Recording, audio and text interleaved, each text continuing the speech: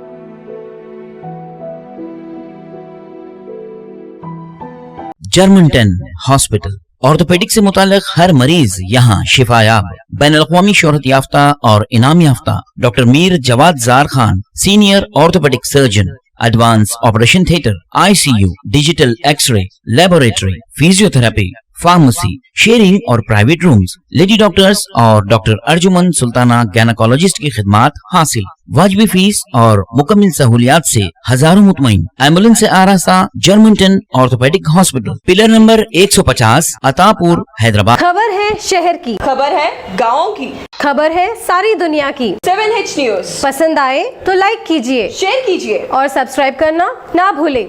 7H news, आपकी आवाज।